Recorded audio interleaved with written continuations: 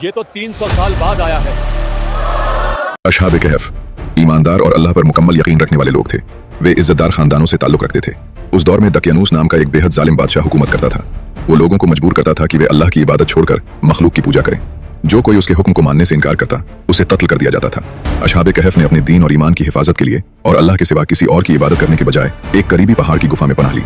अल्लाह के हुक्म से वे वहीं गहरी नींद में चले गए और 300 साल से ज्यादा अरसे तक उसी हालत में सोते रहे।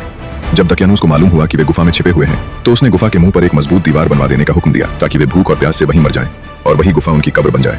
कुछ अरसे बाद जालिम बादशाह दकियानूस का इंतकाल हो गया और वक्त के साथ हुकूमतें बदलती रहीं। आखिरकार बैदरूस नाम का एक नेक, दयालु और इंसाफ पसंद शख्स बादशाह बना। उसके जमाने में कुछ लोगों ने क़यामत और आखिरत के दिन पर शक करना शुरू कर दिया।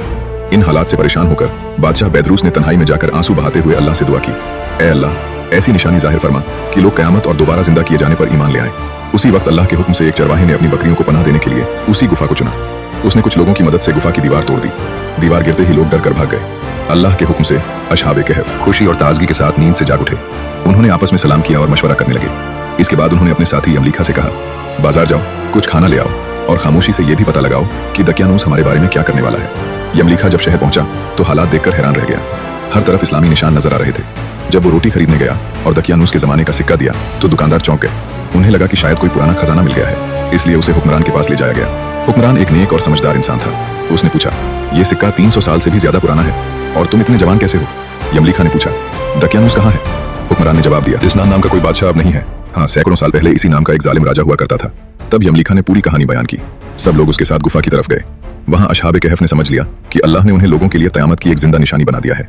गुफा में एक तांबे का बक्सा मिला जिसमें लकड़ी की एक तख्ती रखी हुई थी। उस तख्ती पर अशहाब कहफ और उनके कुत्ते के नाम लिखे हुए थे। साथ ही यह भी दर्ज था कि ये लोग जबरदस्ती धर्म बदलवाए जाने के डर से अपने दीन की हिफाजत के लिए यहाँ पनाह लेकर आए थे। ये देखकर सब लोग अल्लाह की हम्द करने लगे। बादशाह बैदरूस सजदे में गिर पड़ा क्योंकि अल्लाह ने उसकी दुआ कबूल फरमा ली थी।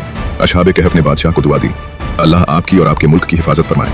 इसके बाद वे फिर उसी जगह सो गए और अल्लाह ने उन्हें वफात अता फरमा दी। बादशाह ने उनके जिस्मों को एहतराम के साथ महफूज रखा और गुफा के पास एक मस्जिद तामीर करवाई।